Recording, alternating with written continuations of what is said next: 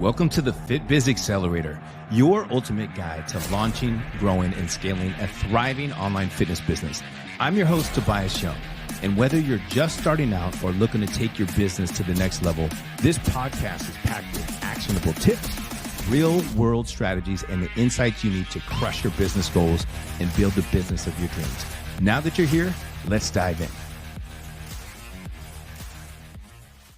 Hey, welcome back to another episode of the FitBiz Accelerator. This is the show where we break down the strategies, the systems, and the mindsets that you need to have to build and scale a successful online fitness business. And today, I've got a very special guest that's joining us, Greg Mohr.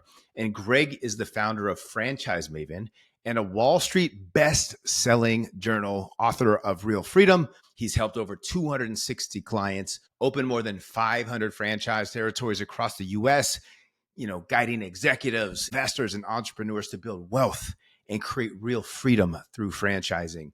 And here's why I'm excited today.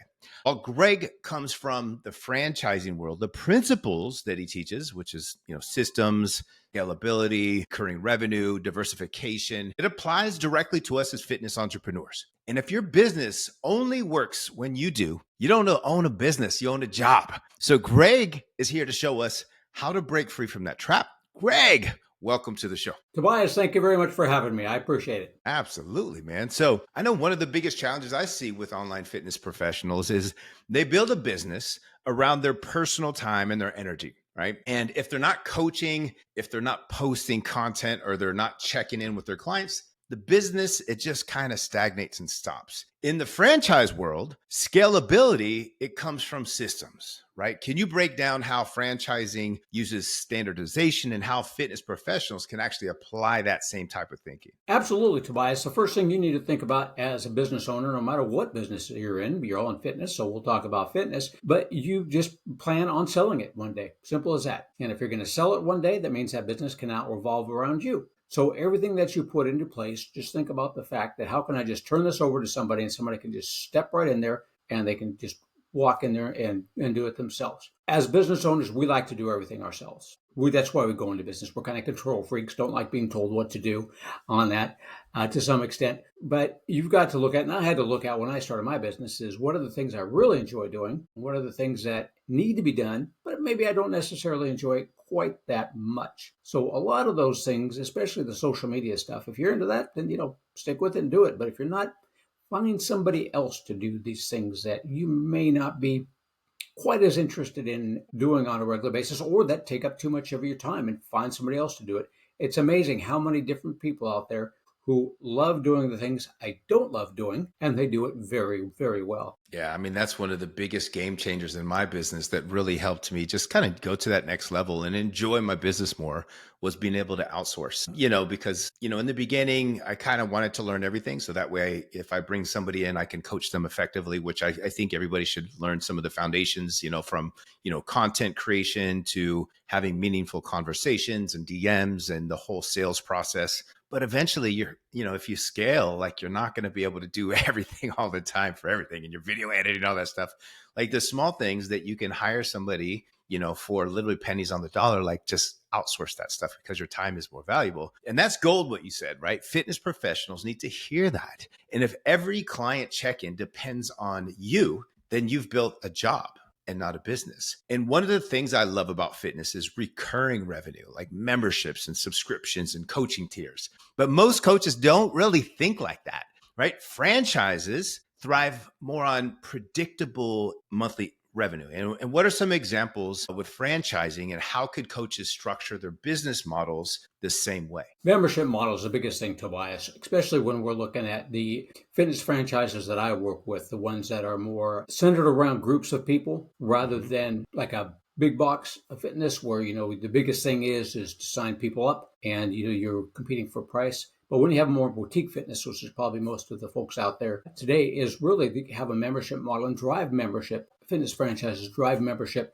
even before they open up their doors. Now, I've mostly worked, or I actually only work in the brick and mortar type fitness models on that. So it's essential to get that membership built up as quickly as possible before you even open the doors for the franchise itself on that. So you need people calling on the phone, advertising, marketing, but get that membership built up right away. Give them a discount. I'll give you $500 off over the next 6 months, to sign up today or something like that. But find something where it's a great offer for them to start, but you're not losing money on the offer right away. Put it over time, but really the membership model and getting the memberships in there, and then having a set plan. Not only that, but fitness may be the one thing that you're into on that. But I think when most people are looking to get fit, there's more to it than just a workout on that. So think of the other things that you can offer to them. Maybe a meal plan to go along with that. Maybe if you have some supplements to go along with that. But have that planned, and then have those other things that you can offer people as well, because the end results that people are looking for is not necessarily just muscle, just working out, but really just to get physically fit and then mentally fit as they do it as well. Yeah, absolutely. And I know having what you're saying is like the pre-sale, even before the gyms were open. I used to do that all the time when I used to work at some of the big corporate gym chains. Like 24-Hour Fitness was huge on it. I'd go to all the, pre-sales and all the grand openings. And I remember they'd have the little trailer out front, and they would give discounted memberships for everybody that signed up, and they would do different tiers. So if you signed up, 6 months before it opened, you get like really good pricing. And then 4 months is, goes up a little bit, and it keeps going up until like you hit your grand opening. And then that's the last of the specials. Then after that, it goes to the normal rates and things. So yeah. And now a lot of your franchise clients are busy executives who want something kind of semi-absentee. They don't want to be chained to the day-to-day. And that reminds me of fitness coaches who get trapped on Zoom calls all day. How can they borrow this kind of semi-absentee model to create more freedom in their business? Get that plan of action going. Get those policies and procedures going right away, so that you're the fitness trainer. But if you want to scale that business, you're going to need other people to do it. You're going to need hopefully quite a few as you scale up to do it for you on that. So get those trained so that they have a set plan of action, how to talk to people, how to, what is the fitness workout, what is a regime that you go through on a day-to-day basis, go through their meal plans with your clients as well. But everything that you do, that you've done to get that business built up, you've got to have it all laid out step-by-step process, so that you can just bring on other fitness trainers who may not want to, do it on their own. They'd rather go work for somebody else on that. But you don't want them guessing or trying to kind of ad lib it on that. You want that plan set out, and then train them and coach them on that. Have those one-on-ones and go through role playing on there, so that they can get real familiar with how the whole system works for you. So they feel comfortable. And if they feel comfortable, it's going to show when they're on those Zoom calls with the different people on that, because now they've got it down pat. They know exactly what, if as you're going through that, you get a lot of objections or client questions on that. Have all those laid out already. If a client says this, here's how we work with that particular situation. The more that you can have that done based on the experience that you've had already, which is why you're trying to build your business up and scale it. You've got that experience already. Write down those things on there. For me, I have a list of questions for my clients who want to look at franchises, everything that I think they should ask somebody to know. So you need that as well, that list of questions, that list of objections that you may get, and go through it with each one of your new trainees on there. And they'll feel comfortable, they'll feel better about it. And when they get on the phone or get on those webinars with them, they got it down pat at that point in time. Yeah, nice. I like that, man. And in franchising, you never just jump in. You validate with the existing franchisees first. So how can fitness professionals take that same approach before launching a new program or a new offer? Find out who's done it before and find out what they're doing. Always. And with franchising, that's what you're doing. I mean, you're getting in and you're using somebody else's playbook. So if somebody else has got a playbook that's similar, find out what they're doing, and then find out, what are they not doing that they could be doing, or something that they're doing but they could be doing better on that. Definitely always do research on that. So I always tell my folks, lots of research. When I tell my folks, they get to talk to other franchisees who have done it before on there. And then they say, what happened at day one? How was the franchise, or how did they help you? How did they help you grow? How did they help you with the grand opening? What was the training like? What was the monthly meetings like, the ongoing training? So you get a lot of good information. And that's what you want to do as well when you start getting into other areas, especially if you're expanding, so you're licensing out into other areas. If you've got a few licensees already, the first few licensees are going to be the ones that are going to really set the stage for the future expansion of yourself. Just like with new franchisees, emerging franchises are a little bit risky because they haven't got that proven model and they haven't got that proven thing built out. yet. So the first few franchisees, you want to make certain that they are doing extremely well. So the same goes with you. If you're licensing your program out, if you're growing, expanding into certain areas, you want to make absolutely certain that those first few people are just really, really doing great. Because when you bring on other licensees, if you're expanding out your license, then you want them to be able to call your licensees that you've already been working with, that you've already been building up. So make certain that they do very well. And most importantly, if you ever watched the founder on there, you'll notice that when he first started getting franchisees, he didn't quite pick out the right franchisees to begin with on that. So one very important thing, if you're going to be licensing it out on that, and not going the franchise route necessarily, it's going to be pretty similar. But make certain you know who it is that you're looking for in that great franchisee. Have that, outlined, whatever it takes. And I can tell you statistically who my average or median client is on that, down to, age, how much money they have, what have they done in the past. So know all those things and know what you're looking for, know who you want to be working with personally as well as professionally, somebody that, what your culture is going to be like, and make certain that they're going to fit into that. Yeah, that's great tips and great feedback on there. I love it. It's just like really getting to know almost like your ideal client avatar, how we do that type of work, but it's going to be for, the franchisee. And one thing I know from coaching hundreds of fit pros is too many rely on just one revenue stream, right? Like one-to-one coaching. And when that dries up, they're stuck. Franchising is, I know a lot about diversification. So what lessons can coaches actually learn about spreading risk and building more stability? You want to make certain that you have more than one offer to begin with, more than one thing, as we talked about just a few minutes ago, to offer your clients. They come in to get fit. That's the first thing. So they want to work out, whatever kind of workout it is. But being fit means more than just working out. It means a good diet, maybe some supplements on that. So make certain that you have a few extra things to offer them, whatever they may be. And the other thing is, when you're going into it, if you're offering a lot of one-on-one programs, that's not real scalable on that. What you really want to do is you want one-to-many as much as possible. Not only is a better use of your time, because now you've got 5 people paying you for your hour instead of 1 person paying you for the hour on that, but getting that group of people together, getting all those people working together, they kind of make an expectation to the rest of the group that,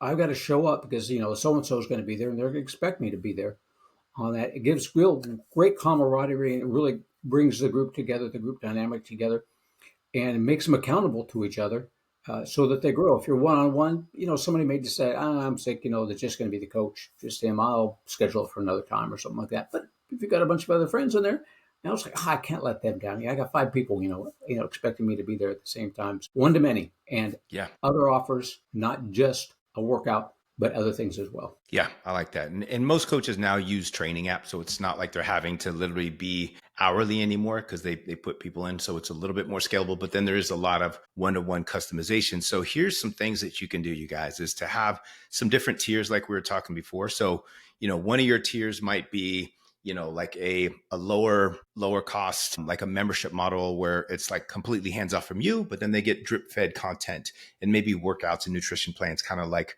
where it's a little bit more standardized and not a lot of customization there.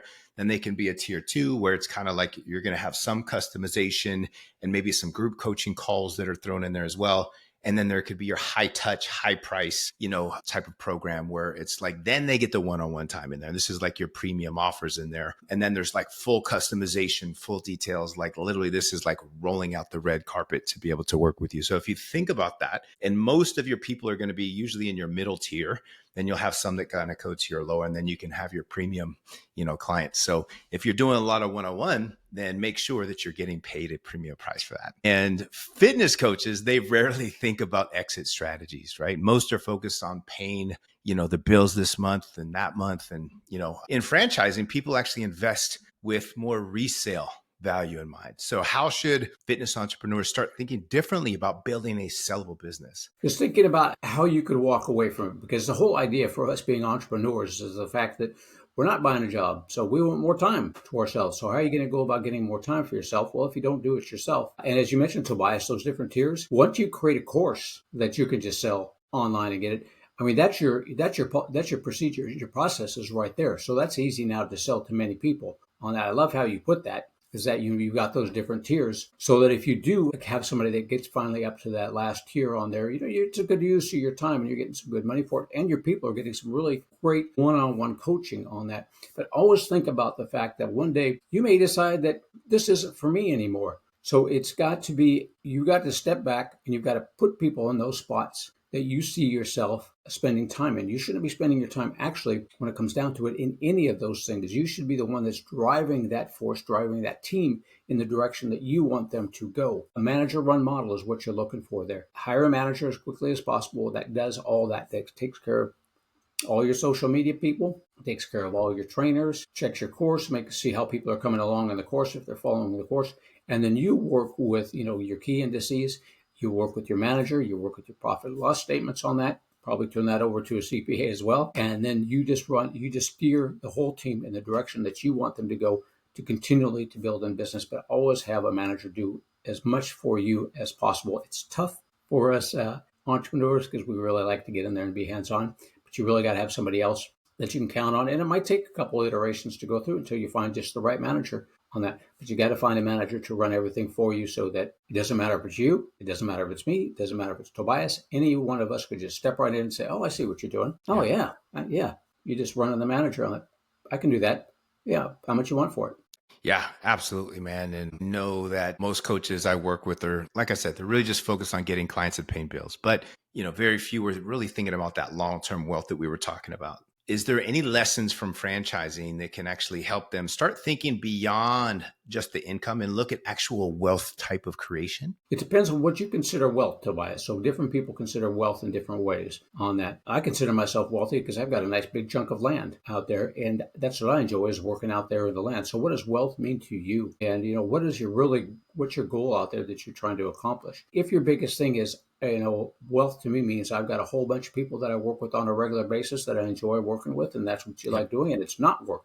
It's just absolute fun. And that's what you like. By all means, go for it and do it if that's what it means to you. But really what it comes down to is what are you trying to accomplish? What does that wealth mean to you? And what is the thing that makes you happiest, so that it doesn't matter what day it is of the week it is? For me, every day is the same. It doesn't make any difference what day it is. It's all the same. I mean, if you want to talk to me on a Sunday, it doesn't matter to me, or a Saturday. I'm good. It's the same as any other day. And that's what wealth means to me, is that I can do whatever I want, whenever I want, have the money to do it. Yeah, I love that, man. And one of the biggest changes for me that just triggered everything was when I switched from in-person training to online training. And then I was able to have more flexibility and freedom with my time. So instead of, working all day, missing family time, not being able to see my kids or anything like that, getting home when they're like getting ready to go to bed and like literally missing out on them growing up, then being able to work my schedule, like making my own hours, right? And then the flexibility of being able, hey, if we want to travel, I can bring my laptop. I can knock out, my stuff in the morning, have the rest of the day to just enjoy the family or enjoy Disneyland or wherever we're going, whatever we're doing. And then also financially is always nice too, just not having that, that grind mode where you're like, man, how am I going to afford bills next month? Just because online is a lot more scalable, because you're not confined to the amount of one-on-one hours that you can work anymore. It's literally building the right type of systems in there too. So 100% agree with you on that. And I know you've got a great case study about Timothy, right? Who transitioned from a leadership role at the Houston Symphony into owning a fitness franchise. Can you share that story and how it illustrates more the power of systems and lifestyle design? Because, that's powerful, and it shows fitness pros that they don't need to reinvent the wheel, because proven models and systems are the shortcut to both impact and also, the freedom that we talk about. So if you can share a little bit about. Yeah, Timothy came to me. He was, he really liked, being a leader in the Houston Symphony Orchestra there. I enjoyed it quite a bit. But, he was like a lot of my people, looking down the road and realizing that, well, this is fun. I enjoy it, but it's not going to get me to where I want to be financially necessarily on that. So he needed something where he could still do what he was doing in the symphony orchestra, but then have something else on the side that he could build up. And he had, just like you, he had a passion for fitness as well. That was one of the things. We looked at a few different things, but he always had a passion for fitness. So we found him. I found him a few different franchises. We looked at a couple different industries, but he gravitated back towards fitness and said, that's one of my passions. That's what I really enjoy. If I ever got out of the symphony and, running that kind of business would be fine. But on the side, it's even better. And we found him a nice one where it was a manager run model. Keep in mind when you're looking at franchises, if you're going to take that route, you're going to go that way, that just like you were as an entrepreneur, getting the business built up to begin with, this take a little bit of work. But you want to look, if you're going to go the franchise route, look and see what semi-absentee means. Semi-absentee or manager run model is probably more manager run model. I don't know that it's necessarily semi-absentee to begin with, but generally speaking, 10 to 15 hours a week, maybe a little bit more when you're first getting started. But you're looking for somebody who has done just what we were talking about. They already have that systems and processes in place. And when Tim was looking at the franchise, for all the folks out there, is the ISI training on that he got into. And he looked at their business model and he talked to other franchisees and found out that ISI training did have those procedures, processes, everything in place to where it could be run semi-absentee.